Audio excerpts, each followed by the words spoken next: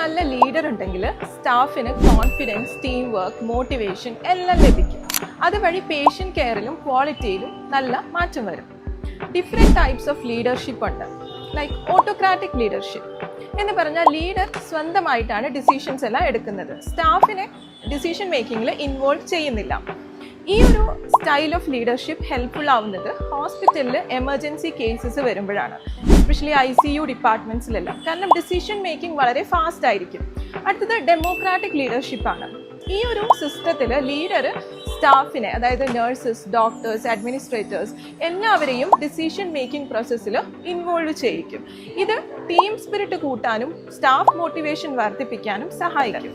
പക്ഷേ ഒരു എമർജൻസി സിറ്റുവേഷനിലൊന്നും നമ്മൾ ഈ സിസ്റ്റം പ്രിഫർ ചെയ്യുന്നില്ല. ബിക്കോസ് ഡിസിഷൻ മേക്കിങ്ങിൽ കുറച്ച് ടൈം എടുക്കാൻ സാധ്യതയുണ്ട്.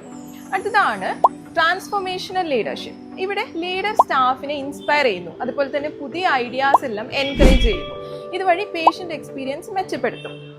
ഹോസ്പിറ്റലിൽ ഒരു പോസിറ്റീവ് കൾച്ചർ ഡെവലപ്പ് ചെയ്യാൻ ഈ സിസ്റ്റം എല്ലാവരും പ്രിഫർ ചെയ്യുന്നുണ്ട്. Last one is lazy fair leadership. ഇവിടെ ഫുൾ ഫ്രീഡം സ്റ്റാഫിന് കൊടുക്കുന്നു. ഹൈലി സ്കിൽഡ് പ്രൊഫഷണൽസ് ഉള്ള ഡിപ്പാർട്ട്മെന്റിൽ ഇത് വർക്ക് ചെയ്യും. പക്ഷെ പ്രോപ്പർ ഗൈഡൻസ് ഇല്ലെങ്കിൽ ഇഷ്യൂസ് വരാൻ ചാൻസ് ഉണ്ട്.